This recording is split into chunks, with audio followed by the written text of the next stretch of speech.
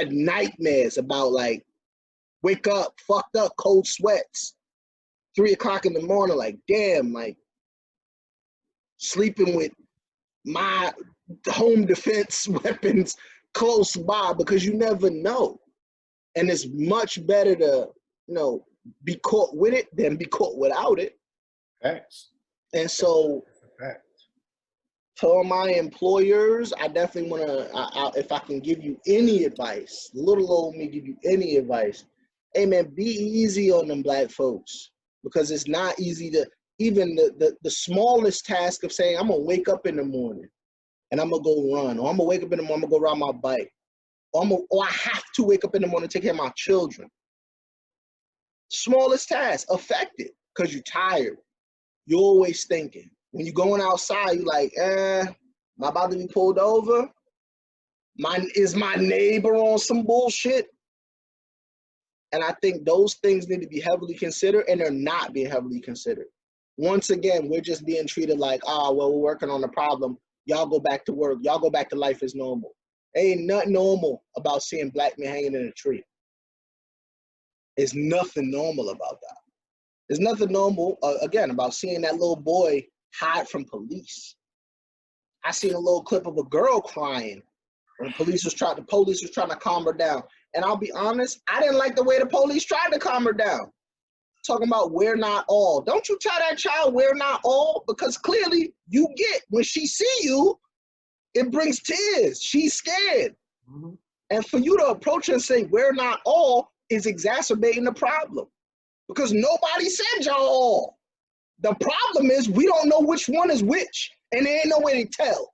The problem is y'all not taking out the few that are the bad ones. Fortunately, tonight, Democrats continue to rush to judgment, exploit tragic officer-involved shootings before any facts are fully known to fuel vicious anti-cop rhetoric. We've lost over 100 police officers this year. They vilify officers regularly. For example, Vice President Harris saying today, folks will keep dying if we don't fully address racial injustice and inequalities in our country, from implicit bias to broken systems. Is this proven to be what happened, Madam Vice President, Minnesota? Friends really want to solve this problem, they'll do two things. They'll help us clean up some of our inner city schools and stop them from being failure factories. And number two, we will have a frank discussion in this country about family formation. And the fact that a child of a single parent is 6 times more likely to grow up poor than the child of a 2-parent household. I'm not saying a single mother cannot be a good parent. I'm not saying that. I am saying that 2 incomes are better than 1.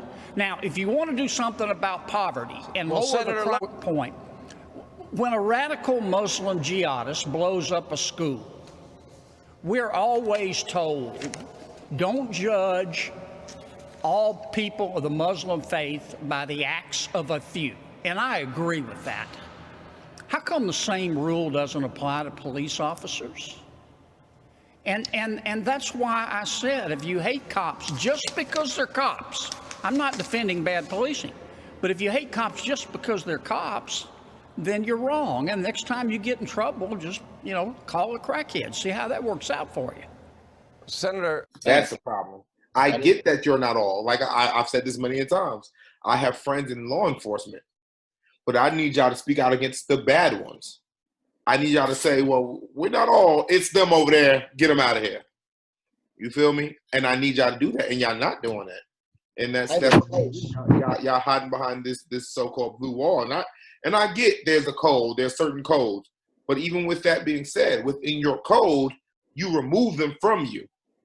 If you remove them from being a part of who you are, then I'm fine with you as an entity. But until you guys do that, you hiding behind that blue wall and saying we got they back. Nah, they need to be put out. Throw them out there to the wolves. Which is the post we showed last week, right? The post we showed. This shine don't got no. This 10 still has a shine on it. That white man took it from all them white cops, right? Like that's what you're talking about. Yeah, and like I said, that's fine. But you know what? Take out the bad apples. Well, you know what? It wasn't me. But them over there, they wilding, and we gonna do what we can to get them up out of here. My biggest thing would be, if you're going to tell a young child that it ain't all of us and we're not all bad and we're to protect you, you need to, in the next sentence, condemn the ones that are bad and acknowledge that there are ones that are bad. Because I don't see cops really doing that. Do you see that that's a possibility, that this was, in fact, an accidental discharge? Well, of course. But look, let's cut to the chase here, Sean. Instead of cursing the darkness, why don't we try lighting a candle? This debate, let's call it like it is. This is a debate about crime and its relationship to race. That's what this is about. And just as it's a statistical fact that more men than women commit crimes, just as it is a fact statistically that more young people than older people commit crimes, it is a fact that some ethnic groups have higher crime rates. Why? Poverty. Okay, duh. Now, granted, the brother in that large speech, he did acknowledge we hate everything about Minneapolis and we don't condone that. Yeah, but it was in a rant to the public. And what I love about this man and this man, what I love about this city is that they want people of color to be talked about as being thugs and we're bums and my people, as an immigrant, we're rapists. We know what? We built this country. We got news for them. We ain't going nowhere. The ship has sailed. So if you've got hate in your heart for people of color, get over it. Okay? Because this city is a minority majority city. And this city is a city where blacks and whites and browns and legal and illegal all get together because we judge each other by the content of our hearts. Okay? So I am angry. I'm angry. I may not be black, but I'm God's child. I saw that man calling out for his mama. I thought about my mama. What I kept thinking is, he must be seeing her already in the street. Yes, he was transitioning. They're not letting her come. Yes. So I'm here to tell you, we will march as a department with everybody in this community. I will march until I can't stand no more. But I will not, like Truth said, I will not allow anyone to tear down this city. Amen. Because this is our city. We don't have to do. It didn't seem sincere at all. That whole entire exchange seemed about you. Yeah. It didn't seem about you taking care of us. It seemed about you. And I'm not, listen, man, you're a police officer. No one has ever said that's not an important and difficult job.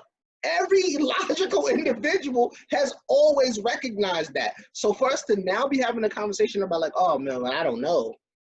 People not respecting police. Who hasn't done that? Rudy Giuliani showed you could clean up New York City. There's a way to do it. He saved lives by doing it. It could be duplicated in places like Chicago. They don't do it. And I would argue that if we care about our national treasure, our children in every town and every city, we owe it to them to keep them safe and secure with law and order. Where is that happening? That people just not respect the police and getting away with it. Because when we don't respect police, especially black folk, we go to jail. You want to commit murder, you want to do crimes, black people go to jail. Period. We go to prison. So that brings to the argument where people yell, all lives matter. Oh my God. Or wait, no, not even that one. Or, well, Black Lives Matter until Black Lives only matter when a white person does it. That's not the issue with that is, and I'm gonna say it clearly as I can. The issue with that is, if I were to kill my brother Tracy, I'm going to jail. Very quickly. I'm going to jail. There's gonna be ain't gonna be no investigation. Ain't gonna be no couple days. Ain't gonna be none of that. I'm going to jail. But now we're being mass slaughtered, and we're seeing administrative leave. You know, desk duty. Like no, like we're being murdered. This officer of 25 years deserves due process. You know, we talk about a fog of war. There was this was an instance where somebody was out on bail, firearm offense, and that this person resisted arrest and attempted to flee. I don't know if it's similar, but adrenaline's flowing. And once again, because I got to be clear, I want to make it clear. We're not saying people shouldn't be held accountable for their actions. And if you had to kill someone to save your life or the life of others, once again, I'm not condemning you for that. But if you're doing it to a brother that's in handcuffs already, who's he a danger to? If you ever had your hands cuffed behind your back, not even cuffed, if you ever been put in the quote unquote chicken wing with your hand behind your back, you are no longer a danger. That's the issue. I agree. And I think we should address all this police reform talk. And I've been saying a lot of things about, oh, unarmed guards to go there and they're going to handle this and they're going to handle that and defund the police. I need people to understand that the police battle is a very small part of what we're talking about here. Mm-hmm. Like the police brutality issue is a very small issue in the grander scheme of things. Like, and it's not gonna let up. You can't just be like, oh, well, we fixed police brutality, which I'm gonna tell you this right now, and this is unpopular opinion. You can't fix police brutality because the police have been infiltrated by white supremacists seeking to destroy Black Americans. Mm-hmm, absolutely. That's been a proven fact. Like investigation, the government has done investigations and seen that already. Now, what this report specifically focuses on and hones in on is the infiltration of white supremacists into our local police departments. Now, the incredible thing about this story is that there have been warning signs leading up to what we're experiencing now. In fact, back in 2006, before Obama was elected, the Department of Homeland Security had released a report indicating that there was a growing problem of right-wing extremism here in the U.S., but conservatives fought it so aggressively that the DHS not only retracted their report, they also decided to disband a group of individuals who were tasked with fighting right-wing extremism here in the U.S. Well, fast forward to today, and we have even more information about what's going on. According to the Intercept, the FBI Counterterrorism Guide from April 2015 notes that domestic terrorism investigations focused on militia extremists, white supremacist extremists, and sovereign citizen extremists often have identified active links to law enforcement officers, and explains in some detail how Bureau policies have been crafted to take this infiltration into account. So federal investigators have been reluctant, though, to publicly address that threat or to point out the movement's longstanding strategy of infiltrating the law enforcement community. And part of the reason why is because of what the Department of Homeland Security experienced back in 2006. Several times. FBI, we could talk about it. That's a proven fact. That's not even... And not just now, right? Let me, like Malcolm said, let me make it plain. Not just today or the last few years. I'm talking about COINTELPRO. King, there's only one thing left for you to do. You know what it is. This is an anonymous letter sent by the FBI to Martin Luther King, urging him to commit suicide. He was one of the primary targets for the FBI's illegal surveillance program in the 60s called COINTELPRO, the counterintelligence program which targeted many civil rights groups, such as the Black Panthers and the American Indian Movement, and activists like Stokely Carmichael and Malcolm X for more than a decade. The purpose was to, quote, expose, disrupt, misdirect, discredit, and otherwise neutralize the possible threats against the existing order. The program was exposed in 1971 when a group of activists stole documents from an FBI office on the night of the Muhammad Ali-Joe Frazier fight and leaked them to the press. Today, COINTELPRO is something people recall from the past as the darkest FBI program exposed so far.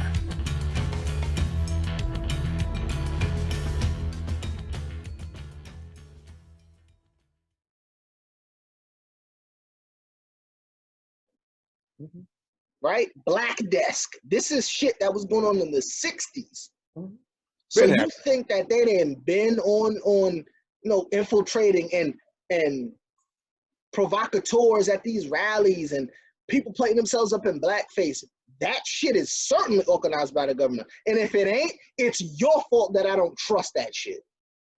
Absolutely. It ain't on us. It's not on me. I'm so sick of hearing about good white people and good white cops. Right. And oh, Farrakhan is this, and it's a little bit of a segue, but I have to bring up Brother Farrakhan because I'm sick of people acting like Farrakhan is an aggressor. Farrakhan was brought about the entire nation in their style of doing things the way they do is because they understood that you can't, the system is not trustworthy on any level, and that any person can be infiltrated, and they can. And so when we start to hear the Nation of Islam talk about white devils, you start to hear Mr. Farrakhan, yeah, if you don't look at some of them early 60s and 70s Jim Crow hangings and don't think, yeah, those people were devils because you're looking to save whatever nonsense culture that you're trying to hold on to, you're the problem. The predatory nature of going after somebody because they are black and then hanging them in the wind for all to see and doing so almost in a celebratory fashion. And they didn't try to hide it. They literally put them up to send a message. It's terror, it's fear, it's absolute anger. It's the inability to do anything about it. I mean, to really just kind of have to take it, for lack of a better word, because we were disempowered. You had no means to rectify or even protect yourself. This is an era in American society that didn't look upon lynching as with the same horror that we do now. We need to come to terms with that and admit that. You have people who really think that somehow, well, everything's fine. We've gotten so much farther. We had a black president, therefore all the wounds must be healed. No. Yeah, and they broke it down as, when you say devil, I don't mean red man with two horns, no, but it means such a value. And y'all devaluing a whole race of people. And we can't talk about it because calling a white person a devil is all you can't get past that. So when I say you a devil, but then I show you a picture of a black man hanging dead and then an entire group of white people smiling around him, and I'm not talking about, like, this is the kicker, right? When you start to look at those old photos and study that history, it's not some bearded, toothless redneck in the middle of nowhere hanging black people. These are well-kept white people in good situations. You're smiling, having a good time. It's fun. Children smiling in these photos, pushing and shoving. I want my picture taken around the hanging nigga. Yep. And so when people start to talk about, like, and I know white America, y'all not ready for that yet. But when you are, there's the effect on you because you can't feel it. Once again, we're gonna keep showing you. Since you saying you don't know, we're gonna show you. The song we led with, Strange Fruit. You know, if you just hear strange fruit, whatever that means, but she's describing a hanging man or a hanging woman. I feel it. You gotta feel it too. And I remember when I went to see Birth of a Nation, the Nat Turner story, and they were showing it as she was singing. I literally broke down in tears because that was my great aunts and uncles and great grandparents, and that was happening again. But I'm one of the first ones to tell you. And I said this to someone at work, and they was like, well, what if they get you, Mike? I said, my friends know, and they'll be the first to tell you, I guarantee he didn't go down without a fight. And it's an eye for an eye. And that might not be the way to handle this, but it's an eye for an eye. Be clear. Yeah. Ain't gonna be no checks cut for my peoples. There's no checks cut. You're not cutting nothing. We're not talking. So I have respect for Benjamin Crump and people like Lee Merritt who are supporting and representing all these families, and you want to talk to Trump and go to the White House, and yeah, that's beautiful, but that's not how I handle shit, because that's not how the system's ever handled shit for me. So you take my son, my peoples, my family, my brothers, my sisters, yeah, we're gonna have to handle that. We're gonna have to handle that. It's a sad case that I had to sit down with my parents and tell them, like I literally sat them down and told them, it's like, listen, I understand the climate of what's going on, but I want you to know I'm making a conscious decision that I'm going to be the one to tell my story. It might be from behind bars or whatever the case may be, but I'm going to be the one to tell my story. So when I ride around, best believe is one in the chamber. So if you're going to pull and shoot, I'm going to pull and shoot too. We just going to be two shot people.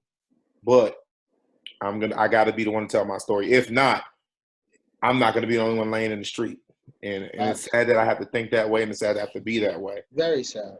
But it's just something we have to come to as a people and understand. Like, yo, we can't just keep sitting here taking it and then marching and walking and praying, and they're punching us in the face and we turning the other cheek.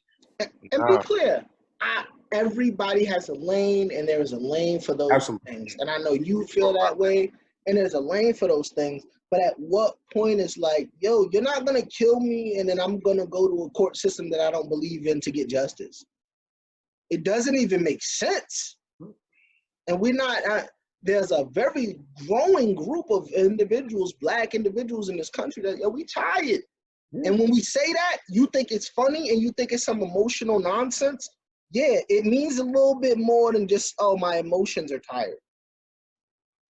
But I'm going to keep just letting you make the decisions on how it plays out. Like, nah, man. It got to come a time where people are held responsible and accountable.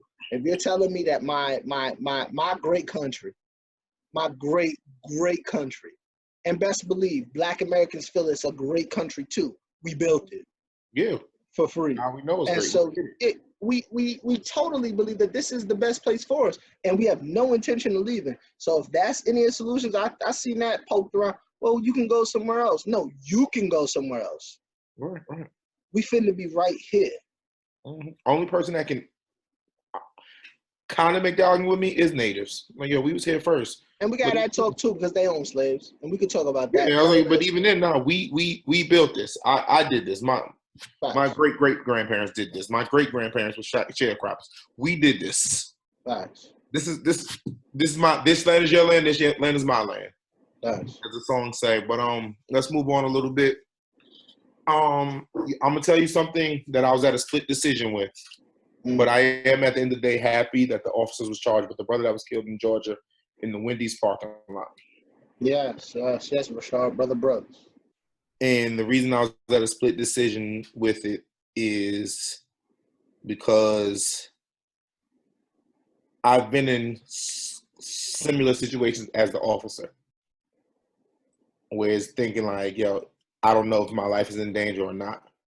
Now the issue becomes, it happens too often with officers. I remember when I first watched the video, I was talking to my parents about it, and I was like, yo, I don't know if I feel like the cop is wrong or right. And a lot of people might not like me for that statement. I hate that somebody just sleeping drunk in their car was killed. Like, that's not a offense. He even approached. He posed no danger in his car. Stop sleeping. That's fact. No danger for anyone. Yeah, I agree. I see. Now, what led up to it? Absolutely wrong.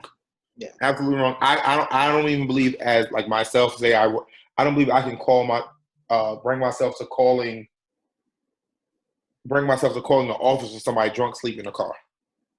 Why would you even talk to him, approach him? He's not bothered. Even if you want to camp out. I'm cool with that, so he don't leave. But to bother him, like, yo, he's trying to do the right thing. Yeah, he fucked up, but he's trying to do the right thing. You to approach him in the manner that you did, foul. Yeah, like, so, but now, like, I'm iffy now. Like I said, honestly, I don't believe he's going to be convicted, but that's a conversation for a few moments later. So, once again, to the people, we understand. I'm going to say me. I'm going to speak for me personally, and then, I understand doing that job of an officer is a stressful situation. It's not for everybody. No. So, like I said, and I felt like this before I seen the whole video. I will say that. I felt like this before I seen the whole video, but I was at split. I was splitting hairs with, was he wrong for shooting him, or was he, or wasn't he? I mean, was he or wasn't he wrong? And I'll admit that. Why is that? Why did you feel like there's kind of some ambivalence of like, man, maybe you should have got him, or maybe you should let him go? Why did you feel that way? Like I said, so when I first seen it, I seen a video of him running and then turning and pointing the taser at the officer, and the officer shooting in response. Why do I feel like that? Because I've been in a situation thinking, like I've mentioned this before in this podcast previously, I think. One of my part-time jobs is I'm a security guard. And I remember a situation where a fight broke out in the club. We put the guys out, whatever the case may be. of course, you know, they don't like the way we put them out. I don't even know what that means most of the time, but they didn't like the way we put them out. The cats is drunk, you know. Yeah, exactly. But now I remember somebody coming to the door and saying, well, there's two guys outside, because, you know, you can tell the energy of the confrontation. When they left, they said, all right, we're going to see. You can tell the energy. And after we put these guys out, I remember standing there, and somebody came up to the door. She was leaving, and she stopped at the front door and said, there's two guys around the corner. One of them was coming back with a gun. Now, I don't know what she actually seen, but I do know we just had a conversation with someone. I do know they were pissed when they left. Sure. So now I am an armed security guard. So now I'm thinking, when I see these guys, as soon as one of them make the wrong move, I have to lay them down. Sure. So, and I'm telling this story and I'm sharing this to say to the officers, I get sometimes that split-second decision is tough. Sure.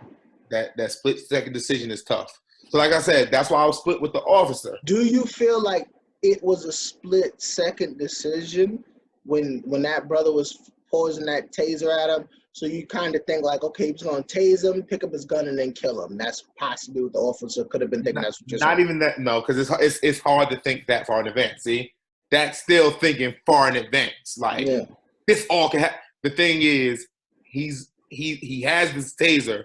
He's pointing at it. He's pointed at me. It's either me. I don't know what's gonna happen. But once again, just like I said, I told my parents when it's talking about dealing with other stuff, I'm gonna make it home, and that's my mindset. So I've been there. So now I'm not saying that's what that officer. I don't know what his agenda was beforehand or after. But so I get sometimes you have to make split-second decisions. Sure. That's why I was split with the officer in at first. Like I said, I didn't pick either side, but I can kind of get that there. Sure. No. So I will say that I completely and utterly disagree with a lot of the shit that you just said. For me, I cannot put a civilian in the accountability category, right? Like, you're a civilian. These people stopped you, right? So what about me as a civilian? What am I thinking? I'm trying to do the right thing. I'm drunk. I'm in my car. Now I'm talking to officers. You know they're not trying to do right by me. The video came out of the conversation that was had. It didn't seem like that officer was trying to. Once again, I said I felt that before I seen the previous video of what happened before that. Sure, should be exchange. Yeah, before I seen sober. Yeah. When they first came out, they were just showing the video of him being shot. Sure. And he was fighting the cops. And again, this is what we were talking about earlier. You don't go from I will talk about my situation. You don't go from having night terrors and being afraid in certain situations, or like, damn, I can't go past this little town in the middle of nowhere because there's no street lights, and that's white people live there. There's Confederate flags all over the fucking place. Shit, I can't drive through there at night. You don't go from that to just dealing with officers and being like, oh no, he's just worried about getting home. Yeah, that's true. Right. No, so if they're gonna say him fighting is the problem, him fighting is a symptom of a very larger problem. Absolutely. No, I agree. See, now that part I agree with. He don't know what's happening, but like, yeah. And so when you start to talk about people start to talk about what I can understand. I could understand if this was if this was America, the way we proclaim it to be. Facts. Land of the free, home of the brave. We all been equal this whole time. It's no reason for him to just spaz out, right? Then I can get it. I can feel you on that part if this was truly that. It hasn't been that. It's never been that. And so you're going to tell me this brother's talking to white officers and they pressing him, super pressing him? He ain't doing nothing wrong. You're pressing him about drinks. Before the officer went and got the breathalyzer, you didn't even know if he was drunk. Why are you even talking to this man right now? Well, before we go further, a realistic statement, you know if he was drunk or not. Well, not even necessarily drunk. You know if he was under the influence of something. Okay. He said he's not doing anything. Now, that's why I took issue when he went to get the breathalyzer. Because he already told you, I've been drinking. Yeah. And he said in that... He's drinking. He's drinking in a Wendy's parking lot. What is that illegal? Maybe it is. I don't know the law like that. Maybe, is it illegal to drink in a Wendy's parking lot? It's a little bit illegal, bro. It's a little bit. It might be a little bit illegal. Is it capital punishment illegal? No, I said that from jump. I said that from jump. It's not. He doesn't deserve. Is it even arrest illegal? Could he have wrote him a citation and walked the fuck away? That's another conversation. Is it arrest? Yes. DUI is arrest warrant. He wasn't driving. He was in. Well, see, that's where we disagree. Is how you interpret the law. Yes, if you're in your driver's seat with your keys, you can be charged with DUI.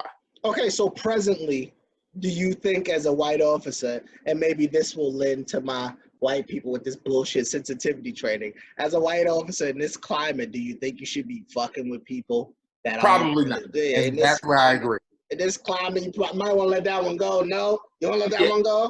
That's why when he said, well, to us too, because we also been seeing the last couple of weeks white people out here wilding, running through tasers, being naked, chasing officers. I said this in the last couple of weeks. So know what? That's why I agree. As an officer, officers always follow the letter of the law. Letter of the law. Drunk. Clearly, he's not a threat, and he's offered to walk home. Hey, bro, you know what? There's a lot going on. Give me your keys. Pick them up tomorrow at the station. Walk home and be safe. That's what, now, see, we talk about this a lot. Like, most stuff we agree on, we disagree, but now we're back to agreeing.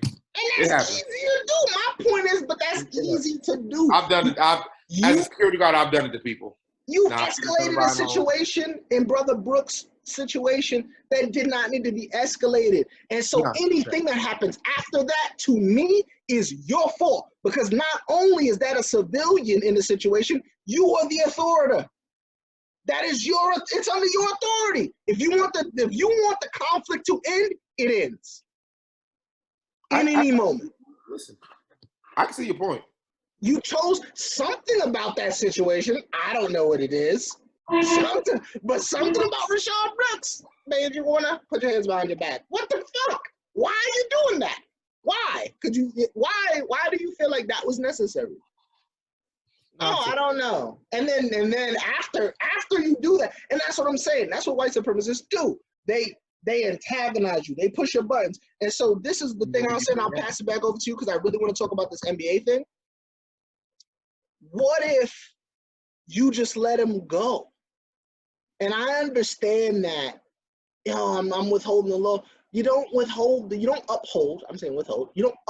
law for all people the same way. You just don't. And that's where a bigger issue comes in.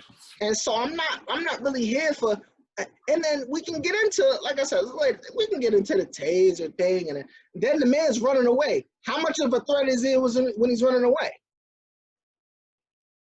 I mean, what's the threat on your life when he's running away? You shot him in the back twice. Where's the threat? He's running away from you. And then you're going to tell me, well, in the split moment, you don't know. Yeah, he's going to do some kamikaze double backflip, tase you, snap your neck. No, that's what we're going to disagree. Your adrenaline's pumping. You don't know. You don't know what's happening right now. That's super nigga. That's the super nigga theory. But that's Trey running through bullets. That's Mike Brown running through bullets. You've been in a fight, right? Have you ever been in a fight? Of course No, hold on. Yes, I've been in a physical altercation. Okay. But at that time, your adrenaline pump, you don't know what's about to happen. One time you fought a kid, and he started doing karate moves, and you just look like he did. That brother, we whopped out in some other stuff. Like I said, put that out there. I want to reiterate this because I want to keep saying this. I don't want nobody to hit me up like, no, I don't think that situation deserves to end in someone dying. No, because several times he was wrong. Yeah. And there's because there's been situations where somebody shot up a church and was apprehended easily. So, but that takes to this. Hey, you officers got to get in shape. That's why y'all shooting people. Y'all out of shape and y'all keep getting beat up. That's real. And I've heard, who did I hear? I think I heard D.L. Hughley make that point that it's two officers and one of Rashad. How did he whoop both y'all ass? He whooped both y'all ass. He was washing y'all, and y'all gotta get in shape. Y'all gotta start taking boxing classes or something. Y'all gotta get in shape. Ain't no way. Do something. As a security guard, if it's 2 of us, you not winning. You shouldn't. You should not. We getting you down to where we need you, but that's a whole nother conversation. You wanted to skip over to the NBA conversation. What's up? Yeah, I absolutely do. Just real quick, as we wrapping this thing up here. So the NBA is divided. People are talking like, obviously, we've heard different things from Kyrie Irving saying that he has several other players that don't want to play basketball because they're not trying to steal the thunder from this movement by playing basketball right now. And then you got some other folks who are like on LeBron's side. LeBron saying, listen, I can do both. I can go be a social activist, and I will, every media after every game we play, I'm going to, speak up for the issues going on, but we can do 2 things at one time. And then Kyrie's coming rebuttal saying, well, COVID is still happening. Things are spiking up again. We don't need to be playing no damn basketball right now. And now when we talk about this issue, I am sort of split because I can see both men's points, but if you're gonna put a gun to my head, NYPD, and make me choose, I'm gonna go ahead and say that Kyrie is correct because, again, never mind the COVID thing, which doesn't need to be disregarded by anyone anywhere right now because it's not over. It's real. It's real, very real. And then when we start to talk about social justice, man, fuck basketball. And I know we're now talking about there's some people who's not making money and they're gonna lose this and blah blah blah blah blah blah blah blah blah. There's nothing more important right now than making sure Black people from this moment on are viewed as human beings and get the benefit of the doubt that everyone else gets. Period. And I agree with that. And not to disregard what LeBron's point on, well, I can do both, but it's not about because LeBron, you've been saying stuff about it, and it's not new. But guess what? They bury that. Bury that under your 40-point night. Yeah, you might. Well, LeBron said I can't breathe, but he dunked on 3 people. Like you gotta understand that they're gonna bury that, and they manipulate it. But now, if there's nothing that's going on, they can't use anything manipulated.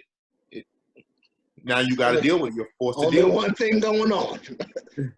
Social injustice. That's all that's happening right now. Yeah, you're forced to deal with it. Social injustice and COVID. That's it. That's all you're getting right now. Yeah, no, that's facts. I agree with you. I'm with Kyrie on that point. And yeah, let's keep fighting. Let's keep moving. Let's keep our momentum. Now, and with that said, I don't want people to get confused. I am sad for those D-League players or the brothers that's on minimum contracts, that's how they feed their family. I'm not trying to not acknowledge their pain. But again, the pain of the individual, and I think as a community, we really need to learn this. The pain of the individual, that's called sacrifice. Mm-hmm. That's your sacrifice to the cause. Right. And we all have had to do it. Right. We got to sacrifice, and that's okay. It's not a problem, but you got to, if you with us, you with us. If not, you can petition to play basketball, but right now is not the time for basketball because then that's all the narrative is going to be. If you give the masses their sports back, then that's all that there will be. There will be sports. Yeah, I agree. No, we're on the same page with that. And like I said, I'm all for. I shout out to the athletes that speaking up finally. For sure, that's important. But you know what? Not to knock the ones that don't want to speak up. I'm not knocking you for that because, like we said, everybody has a role. Sure. So so just shout out to the ones that's speaking up, and I'm not knocking the ones that's not speaking up. I seen a post recently, and I don't know how true it was, that Roger Goodell's encouraging teams to sign Colin Kaepernick. Is that real? I seen that bullshit. I don't know if it's real, but that's funny. Whatever, and who gives a fuck? Yeah, same song. Whatever, and who gives a fuck? Like, why? He's been doing things like that, and I think I spoke about that. That's where that's the one part I disagree with Colin Kaepernick in. Like, yo, when you become a martyr, you don't get to continue to live. But you should be able to. You should be able to, but you do. Come on, we know realistically. Well, that's what I'm trying to say. I think the movement now is we're trying to alter what is reality. Can I speak for a very noble cause? Once Black people get their human rights, Can I then go petition for the LGBTQ plus community and put my job on the line and not be, fired? Can I go petition for them as hard and not be fired? I don't know. I want that to be the normal, because I want them people to identify, gender, whatever you want to do. That's your business. That's real. Like, I'm not, and I'll fight for you. That's fine. But let's handle this other thing first that really affects us all. We always end this thing with some solutions. I think I'm gonna tailor my solution today to Black people hearing and seeing Black men hanging in trees over the last 7 days.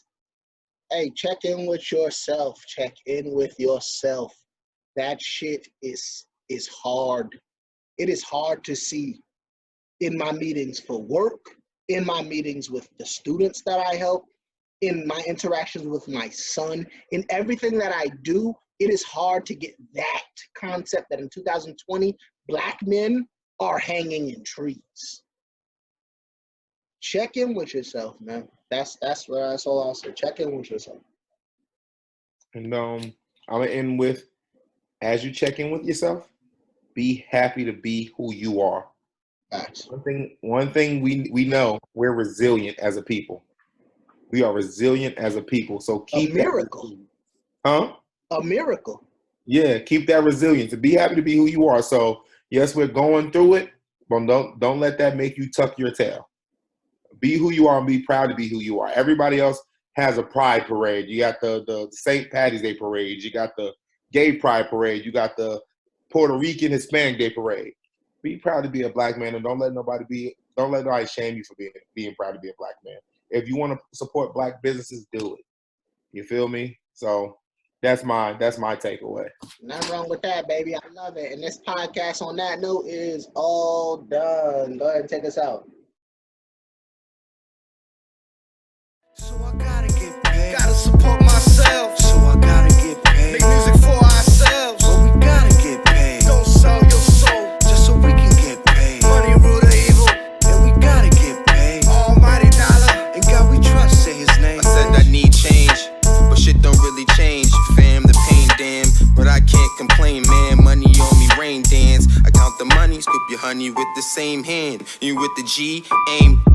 Sometimes you gotta let them be.